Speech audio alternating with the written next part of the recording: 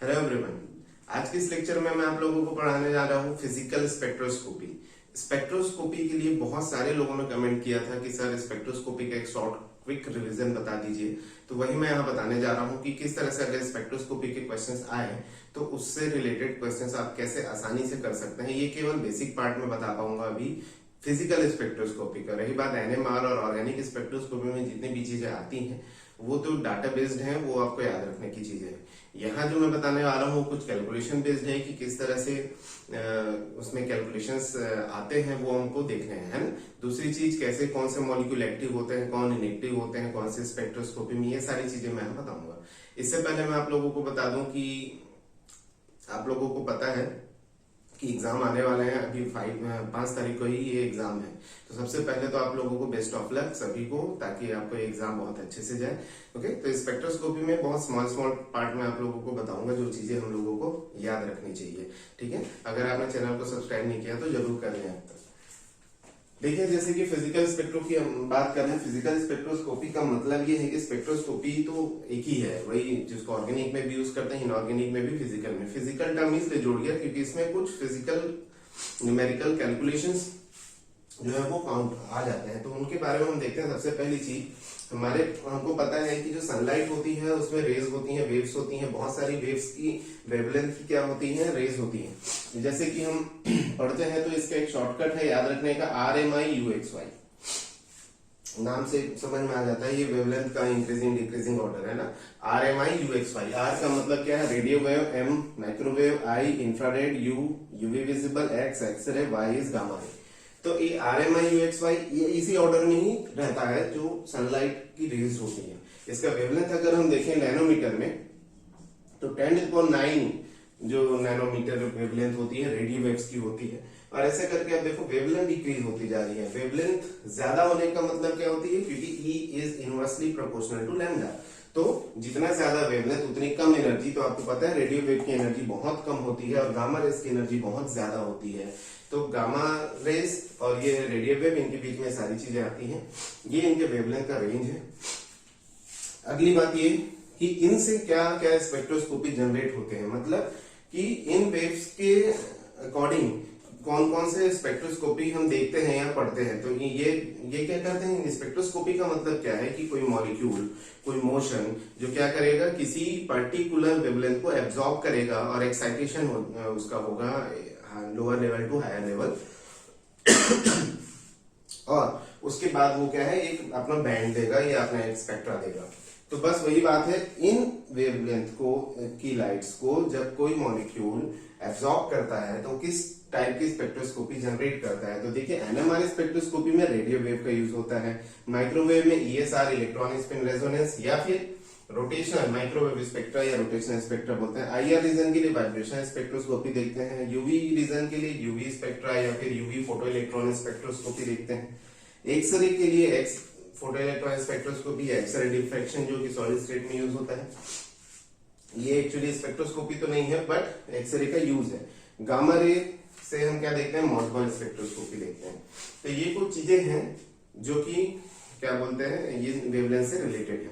अभी मैं बात करने वाला हूं आगे जो हमारे सिलेबस में है, जो एग्जाम में पूछे जा सकते हैं, वो है रोटेशनल स्पेक्ट्रोस्कोपी जो कि है सिलेबस में, एनएमआर स्पेक्ट्रोस्कोपी, वाइब्रेशनल स्पेक्ट्रोस्कोपी और ये मॉडबर्न। तो ये 4 चीजें हैं जो हमारे सिलेबस में है, बट ये एनएमआर और ये मैं भी नहीं बताऊंगा। मेनली जो है ये रोटेशनल और वाइब्रेशनल स्पेक्ट्रोस्कोपी, वो भी अगर आप देखेंगे सिलेबस को ध्यान से तो ये केवल डायटोमिक मॉलिक्यूल्स के लिए है सिलेबस में। बट अगर हम क्वेश्चंस की बात करें तो पिछले साल जो क्वेश्चन आया, लास्ट टाइम जो क्वेश्चन आया था CGPSC का, उसमें एक क्वेश्चन था कि number of modes of calculate the number of modes of vibration in H2O molecule, but H2O is not a diatomic molecule. फिर भी ये दे दिया था। तो मेनली हमको डायटोमिक के लिए पढ़ना होता है। मोड्स ऑफ वाइब्रेशन हम देख लेंगे कि अगर ट्राइटोमिक या पॉलीटोमिक हुआ तो कैसे होगा। तो इस तरीके से हम इसके बारे में स्टडी करते हैं। तो सबसे पहले हम देखते हैं एक्टिविटी ऑफ मॉलिक्यूल्स। एक्टिविटी कहने का मतलब क्या है कि किस टाइप के मॉलिक्यूल किस स्पेक्ट्रोस्कोपी में फिट बैठते हैं, किसमें वो अपना एब्जॉर्प्शन बैंड या स्कैटरिंग बैंड जो भी बैंड है वो देंगे और किसमें नहीं देंगे। हमारे पास अभी 3 ही है जिसके बारे में हम बात करने वाले हैं। एक हमारे पास है माइक्रोवेव स्पेक्ट्रो, ये जिसको बोलते हैं रोटेशनल स्पेक्ट्रा। एक हमारे पास है वाइब्रेशनल स्पेक्ट्रा, एक इनका कॉम्बिनेशन भी होता है वाइब्रेशनल रोटेशनल स्पेक्ट्रा, बट वो सिलेबस में नहीं है, जिसमें पी ब्रांच क्यू ब्रांच होता है, वो कभी उसको ध्यान नहीं देंगे। तो माइक्रोवेव, वाइब्रेशनल और एक होता है रमन स्पेक्ट्रा, ये भी सिलेबस में है। तो हमको ये देखना है इन तीनों में कौन से मॉलिक्यूल, किस टाइप के मॉलिक्यूल एक्टिव होते हैं कि नहीं होते। इस टाइप के बहुत सारे क्वेश्चंस आपको मिल जाएंगे जो कि एग्जाम में पूछे गए हैं सीजीपीएससी द्वारा। आप देखेंगे असिस्टेंट प्रोफेसर इंजीनियरिंग का जो एग्जाम हुआ था उसमें भी पूछा गया था, और साथ ही साथ आपका हायर एजुकेशन का जो हुआ था उसमें भी पूछा गया था। तो कैसे पता चलेगा कि कौन सा मॉलिक्यूल किसमें एक्टिव है? सबसे पहली बात, अगर माइक्रोवेव की बात करें तो ऐसा मॉलिक्यूल जिसमें परमानेंट डाइपोल मोमेंट होगा।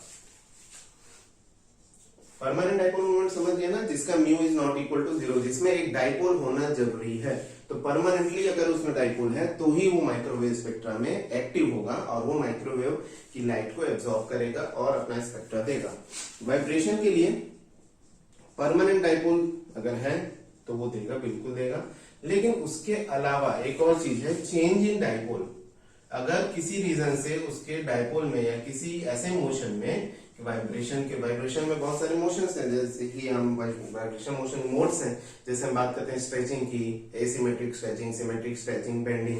ये किसी भी टाइप के वाइब्रेशंस में अगर डाइपोल चेंज होता है, ये नई चीज जुड़ गई इसके अलावा, ये इसमें नहीं है, तो वो वाइब्रेशनल एक्टिव होगा। एग्जांपल समझाऊंगा मैं इसके बाद। रमन स्पेक्ट्रम में क्या होता है? चेंज इन पोलराइजेबिलिटी है ना, तो ये चेंज इन पोलराइजेबिलिटी होती है, ये हम देखते हैं रमन में। अब ये क्या चीज है, तो ये इन सबसे कैसे अलग है और इन तीनों का अपना अपना क्या यूज है। चलिए सबसे पहले बात करते हैं होमोडायटोमिक मॉलिक्यूल, है ना।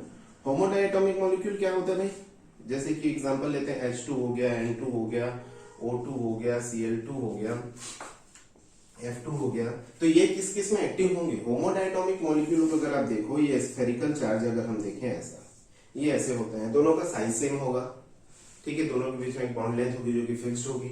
और ये क्या है, इस तरीके से जो होते हैं इनके बीच में, क्योंकि इनका ये दोनों एटम सेम है, तो इसकी वजह से इनमें डाइपोल बिल्कुल भी नहीं होता। तो इनका जो डाइपोल मोमेंट होता है वो क्या होता है? 0। जब डाइपोल मोमेंट 0 है तो अब मुझे बताइए कि होमोडायटोमिक मॉलिक्यूल इनमें से किसमें एक्टिव होंगे? तो सीधी सी बात है, परमानेंट डाइपोल मोमेंट इसमें नहीं है, तो ये माइक्रोवेव क्या होगा? इनएक्टिव होगा, सिंपल। दूसरी बात, वाइब्रेशन आईआर क्या होगा? एक्टिव होगा कि इनएक्टिव होगा? परमानेंट डाइपोल तो नहीं, बट क्या चेंज इन डाइपोल हो सकता है? अब अगर मैं इसकी स्ट्रेचिंग करूं, ये अगर स्ट्रेच हो रहा है, सपोज इस तरीके से स्ट्रेच हो रहा है, तो ये स्ट्रेच हो गया। अब जब ये स्ट्रेचिंग हुई है इनके बीच में, तो क्या लगता है कि क्या कोई डाइपोल जनरेट हुआ होगा? नहीं हुआ होगा, क्योंकि अगर H2 है तो यहाँ भी हाइड्रोजन है, यहाँ भी। अगर मैं H2 मॉलिक्यूल को स्ट्रेच भी करूं तो भी दोनों का जो चार्ज सेपरेशन है वो इक्वल रहेगा और यहाँ पर किसी भी तरीके से डाइपोल जनरेट नहीं होगा। तो मैं कह सकता हूँ ये आईआर भी क्या होगा? इनएक्टिव होगा। क्लियर है? आप समझ रहे हैं चीजों को। तीसरी चीज, रमन में चेंज इन पोलराइजेबिलिटी। पोलराइजेबिलिटी क्या होती है? चार्ज स्फीयर या चार्ज क्लाउड की बात चलती है, चार्ज क्लाउड। तो हम as a whole charge cloud देखते हैं। जैसे कि अगर मैं H2 मॉलिक्यूल को देखूं, ये सपोज ये इसका चार्ज क्लाउड है, अगर इसमें ये अगर इसका चार्ज क्लाउड है। अच्छा, रमन में भी दो चीजें होती है, रोटेशनल रमन और वाइब्रेशनल रमन, दोनों देखेंगे। तो ये इसका चार्ज क्लाउड है सपोज ये। अब सोचिए अगर ये रोटेशन हुआ मतलब H और H ऐसे आ गए, तो आप देखेंगे चार्ज क्लाउड पहले ऐसा था, अब वो ऐसा हो गया है। चेंज है कि नहीं चार्ज? ये क्लाउड जो है, ये आप शेप को देखेंगे इसका, पहले हॉरिजॉन्टल था, वर्टिकल हो गया। This is called polarisability change. तो अगर ये पोलराइजेबिलिटी चेंज है और यहाँ पर सिर्फ रोटेशन हुआ है, तो यहाँ पर रमन में अगर हम बात करें तो रमन में जो है ये रोटेशनल रमन क्या होगा? एक्टिव होगा। रमन देखिए, माइक्रोवेव स्पेक्ट्रा जो है वो रिलेटेड है किससे? Absorption of microwave region light, ठीक है। आईआर स्पेक्ट्रा क्या है? Absorption of IR region light. But Raman spectra क्या है? Raman is the scattering phenomena. तो रमन की बात हम लास्ट में और करेंगे कि ये क्या, किस टाइप की स्पेक्ट्रोस्कोपी है, क्या है। तो ये मेन चीज था कि रमन रोटेशनल एक्टिव की जो हम बात कर रहे हैं वो कब होगा? तो पोलराइजेबिलिटी चेंज होनी चाहिए, सिंपल सी बात है। दूसरी चीज, अगर हम वाइब्रेशनल की देखते हैं, तो आप सोचिए अगर इनके बीच में स्ट्रेचिंग हुई है ये इस तरीके से, तो इनका जो चार्ज क्लाउड है वो पहले से भी अलग है, ऑब्वियसली इससे भी अलग है और इससे भी अलग है। तो यहां पर ये वाइब्रेशन हुई है और ये रोटेशन हुई है। रोटेशन करने पर चार्ज क्लाउड चेंज हुआ, वाइब्रेशन करने पर चार्ज क्लाउड चेंज हुआ, तो ये भी रमन एक्टिव होगा। तो इसका मतलब अगर रमन की बात करें तो आपको एक चीज तो बेनिफिशियल समझ में आ गई होगी कि ऐसे मॉलिक्यूल, होमोडायटोमिक मॉलिक्यूल जो कि माइक्रोवेव स्पेक्ट्रोस्कोपी और आईआर स्पेक्ट्रोस्कोपी में इनएक्टिव होते हैं, वो उस टाइप की स्पेक्ट्रोस्कोपी शो नहीं करते हैं, वो रमन स्पेक्ट्रोस्कोपी शो करते हैं। बहुत सिंपल सी बात है भाई, तो रमन स्पेक्ट्रोस्कोपी शो कर रहे हैं और वो एक्टिव होते हैं, तब हम वहां से उसकी स्ट्रक्चरल या जो भी चीजें एनालिसिस हम रमन से करते हैं वो हम वहां पर कर सकते हैं। तो सिंपल है, माइक्रोवेव आईआर ये इनएक्टिव थे, होमोडायटोमिक मॉलिक्यूल, वहीं पर वो रमन क्या थे, एक्टिव थे। अब हम बात करेंगे ऐसे और कुछ मॉलिक्यूल्स की जो किसमें एक्टिव है किसमें नहीं है पता करना है। चलिए अब हम देखते हैं, होमोडायटोमिक की बात हो गई, अब हम देख रहे हैं हेटेरोडायटोमिक मॉलिक्यूल। तो हेटेरोडायटोमिक मॉलिक्यूल क्या होता है भाई, जैसे कि HCl हो गया, HBr हो गया, CO हो गया, HI हो गया, HF हो गया, CN हो गया, NO हो गया, ये जितने भी मॉलिक्यूल है दे आर हेटेरोडायटोमिक मॉलिक्यूल, जो दोनों एक दूसरे से अलग एटम है, डिफरेंट एटम है एक दूसरे से, तो ऑब्वियसली इनके बीच में डाइपोल होगा, they have permanent dipole moment. क्योंकि अगर हम HCl की बात करें तो ये इस तरीके से चार्ज सेपरेशन हो रहा है, पार्शियल नेगेटिव पार्शियल पॉजिटिव, इसमें डाइपोल है। तो अगर इनमें परमानेंट डाइपोल मोमेंट है तो ये एक्टिव कहां कहां होगा, तो ये माइक्रोवेव क्या होगा, एक्टिव होगा, IR क्या होगा, एक्टिव होगा। इसी तरीके से बात करें रमन स्पेक्ट्रोस्कोपी में क्या होगा, ऑब्वियसली एक्टिव होगा। तो इसका मतलब ये मत निकालिएगा कि रमन हर जगह एक्टिव ही होगा, क्योंकि हमेशा पोलराइजेबिलिटी चेंज होगी, वो होगी कि नहीं होगी आगे की बात देखते हैं। सबसे पहली चीज, हेटेरोडायटोमिक मॉलिक्यूल्स का कोई प्रॉब्लम नहीं है भाई, वो माइक्रोवेव में भी अपना स्पेक्ट्रा शो करता है, आईआर में भी शो करता है, रमन में भी शो करता है। बहुत सिंपल है, क्योंकि इनमें एक परमानेंट डाइपोल मूवमेंट है। परमानेंट डाइपोल मूवमेंट ये और ये तो हो ही गया। रमन क्यों है, क्योंकि ऑब्वियसली डायटोमिक मॉलिक्यूल है, जब रोटेशन होगा या वाइब्रेशन होगा तो इनकी पोलराइजेबिलिटी चेंज होगी। तो इस तरीके से हम देखते हैं heterodiatomic molecules are active in microwave, in IR spectroscopy and in Raman spectroscopy. अभी हम बात करते हैं कुछ दूसरे एग्जांपल्स की, जैसे कि अगर हेटेरोडायटोमिक के बाद अगर हम आते हैं पॉलीडायटोमिक मॉलिक्यूल्स में, ठीक है। तो पॉलीडायटोमिक मॉलिक्यूल एक्टिव होगा कि नहीं, ट्राई एटोमिक मॉलिक्यूल्स हो गया या पॉलीएटोमिक मॉलिक्यूल्स होंगे कि नहीं एक्टिव, वो देख लेते हैं। चलिए सबसे पहले एक एग्जांपल लेते हैं हम CO2 का, ठीक है। तो CO2 का स्ट्रक्चर कैसा होता है, ये हो गया CO2, बहुत सिंपल है। क्या अभी इसमें कोई डाइपोल दिख रहा है आपको, ये पार्शियल नेगेटिव है, ये भी पार्शियल नेगेटिव, दोनों का डिस्टेंस सेम है, तो there will be zero dipole moment. अगर हम बात करें तो यस, यहाँ पर तो डाइपोल है, इन दोनों के बीच में डाइपोल है और इन दोनों के बीच में डाइपोल है। If this is μ1, this is μ2 and μ1 is equal to μ2, और हम बोल सकते हैं एंगल बिटवीन μ1 एंड μ2 जो है वो कितना है, 180 डिग्री। फॉर्मूला आपको पता है, अकॉर्डिंग टू 180 डिग्री एंगल जो डाइपोल है वो जीरो हो जाता है। तो इसका जो म्यू है ओवरऑल टोटल म्यू जो बोलते हैं वो कितना हो जाता है, 0।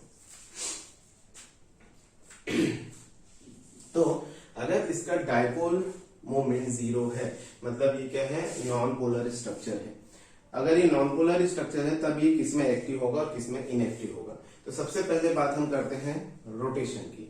तो चूंकि अगर हम रोटेशन की बात कर रहे हैं तो माइक्रोवेव के लिए क्या देखा जाता है भाई, परमानेंट डाइपोल, बट इसका म्यू क्योंकि क्या है, 0 है, तो ये माइक्रोवेव कैसा होगा, इनएक्टिव होगा। बहुत सिंपल सा कॉन्सेप्ट है। अब हम बात करते हैं वाइब्रेशनल की। तो वाइब्रेशनल से पहले आप ये देख लीजिए कि, और रमन की, दोनों एक साथ बात करेंगे। तो अगर मैं इससे पहले आपको बता दूं कि CO2 में कितने टाइप की वाइब्रेशन होती है। तो अगर मैं एक वाइब्रेशन ले रहा हूं, पहला वाइब्रेशन है एसिमेट्रिक स्ट्रेचिंग। चलिए अगर ये ओरिजिनल CO2 मॉलिक्यूल है, अगर यहाँ पर एसिमेट्रिक स्ट्रेचिंग हो रही है तो ये क्या होगा, O बॉन्ड छोटा हो जाएगा, एक तरफ इस तरह शॉर्ट हुआ है और ये थोड़ा लंबा हो जाएगा। आप ये वाली डिस्टेंस देखिएगा और ये वाले देखिएगा, ये ऐसा। तो क्या हुआ, एसिमेट्रिक स्ट्रेचिंग हुई है, सॉरी सिमेट्रिक स्ट्रेचिंग हुई है। सिमेट्रिक मतलब एक ही डायरेक्शन में क्या हुआ है, स्ट्रेच हुआ है। तो तो जब एक ही डायरेक्शन में स्ट्रेच हुआ है तो क्या हो गया, ये इधर हुआ, ये बॉन्ड शॉर्ट हो गई, ये इधर हुआ, ये बॉन्ड डाउन हो गई। ये पहला वाइब्रेशन है। दूसरा वाइब्रेशन मैं ले रहा हूं कैसा, एसिमेट्रिक स्ट्रेचिंग। तब एक इधर वाइब्रेशन करेगा, उधर स्ट्रेचिंग करेगा, तो ये बॉन्ड भी थोड़ा लंबा होगा और ये बॉन्ड भी थोड़ा लंबा होगा, इस तरीके से। तो इसमें डाइपोल आएगा कि नहीं आएगा, ये वाली बात हो गई। उसके बाद जो होती है, एक होती है बेंडिंग। मैं अभी सिर्फ स्ट्रेचिंग की बात करूं ये समझाने के लिए, बेंडिंग अभी अलग चीज है। चलिए यहां पर हम देखते हैं, इन दोनों वाइब्रेशंस को कंपेयर कीजिएगा। माइक्रोवेव तो है ही, वाइब्रेशनल स्पेक्ट्रोस्कोपी में कौन सा जो है शो करेगा, क्या बोलते हैं, स्पेक्ट्रा शो करेगा। तो सबसे पहली बात, दो वाइब्रेशंस में लिया हूं स्ट्रेचिंग की, फर्स्ट एंड सेकंड। फर्स्ट वाली स्ट्रेचिंग में आप देखेंगे क्योंकि ऑक्सीजन यहाँ पास गया है और यहाँ ज्यादा दूर गया है, इसकी वजह से यहाँ पार्शियल नेगेटिव और पार्शियल पॉजिटिव का एक चार्ज जो है वो जनरेट हो जाएगा। खिंच गया, तो खिंचने की वजह से वहां पर एक ये वाला चार्ज जो है जनरेट हो गया, डाइपोल आ गया। तो इसको हम लोग बोलते हैं चेंज इन डाइपोल। तो इसके जो फर्स्ट वाले वाइब्रेशन में चेंज इन डाइपोल हुआ है, ठीक है। और जो सेकंड वाला वाइब्रेशन है इसमें नो चेंज है डाइपोल का। क्यों नो चेंज है आप देख ही सकते हैं, क्योंकि जितना ये स्ट्रेच हुआ है उतना ही ये स्ट्रेच हुआ है। तो ऐसे केसेस में क्या होगा, बराबर स्ट्रेच हुआ है तो डाइपोल जनरेट नहीं होगा।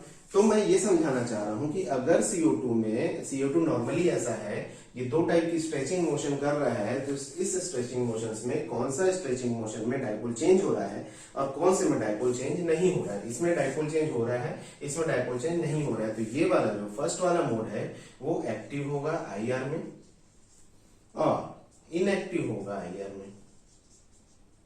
क्यों इनएक्टिव हुआ, क्यों एक्टिव हुआ, एक्टिव इसलिए हुआ क्योंकि डाइपोल चेंज हुआ, इसमें चेंज नहीं हुआ तो इनएक्टिव हुआ। दूसरी चीज, रमन के लिए हम लोग क्या देखते हैं, चेंज इन पोलराइजेबिलिटी। फिर से दोनों के लिए देखते हैं, तो इसकी पोलराइजेबिलिटी देखिए ये इतनी है, ये ओरिजिनल की थी, जितना ओरिजिनल है उतना ही ये है। जब वाइब्रेशन हुआ, ये वाली स्ट्रेचिंग हुई, तो जितना ओरिजिनल का आप देख सकते हैं उतना ही इसका है पोलराइजेबिलिटी, चेंज नहीं हुआ है, एज इट इज सेम है। चार्ज क्लाउड की जो हम बात करते हैं, बट यहां आप देखेंगे, यहाँ पे क्लाउड का लेंथ बढ़ गया है, मतलब ये ज्यादा पोलराइज हो चुका है और इसकी पोलराइजेबिलिटी चेंज हुई है। तो अगर मैं फर्स्ट केस में बात करूं, नो चेंज इन पोलराइजेबिलिटी, तो ये रमन में क्या होगा, इनएक्टिव होगा। वहीं पर रमन में जो सेकंड वाला मोशन है, क्योंकि पोलराइजेबिलिटी चेंज हुई है, तो ये क्या होगा, एक्टिव होगा। तो अब बहुत क्लियर यहां से मैं आपको समझा पा रहा हूं शायद कि चेंज इन डाइपोल होने से IR एक्टिव होगा, बट चेंज इन पोलराइजेबिलिटी होने से IR इनएक्टिव होगा, बट रमन एक्टिव होगा। वो आप यहां देख सकते हैं। तो पहला वाइब्रेशन जो IR में एक्टिव था, वही वाइब्रेशन रमन में क्या है, इनएक्टिव है। दूसरा वाइब्रेशन जो कि इनएक्टिव था IR में, वो रमन में क्या है, एक्टिव है। इस तरह से मॉलिक्यूल्स को ही आपको समझना है, देखना है कि वो कौन सा वाइब्रेशन कर रहा है, और रमन एक्टिव होगा कि IR एक्टिव होगा या माइक्रोवेव एक्टिव होगा। तो कौन किस में एक्टिव है, ये इस तरीके से हम बता सकते हैं। तो ये देखिए, मुझे पता है कि आगे मैं पूरी स्पेक्ट्रोस्कोपी जब बताऊंगा तो ये वीडियो बहुत लंबी हो जाएगी, इसलिए बहुत सिंपल सा मैं यहाँ पर खत्म कर रहा हूँ इस वीडियो को, और सेकेंड पार्ट भी एक साथ मैं अपलोड करूंगा, तो दोनों पार्ट आज ही अपलोड हो जाएंगे, तो डोंट वरी। तो ये यहाँ तक जो था वो ये था कि कौन से मॉलिक्यूल किस टाइप के स्पेक्ट्रोस्कोपी में एक्टिव होंगे और किस में इनएक्टिव, ये पूछा जाता है। ये बहुत सारे क्वेश्चन इससे आते हैं, हर एग्जाम में आते हैं, इसमें भी आने के पूरे चांसेस है। तो हर मॉलिक्यूल को समझ लीजिए कि कैसे वो अपनी एक्टिविटी शो करेगा, ठीक है। तो अब हम जो सेकंड पार्ट है वो जरूर देखें इसके बाद, क्योंकि सेकंड पार्ट में मैं इनके न्यूमेरिकल एस्पेक्ट जो है वो आपको बताने वाला हूं। Thank you so much.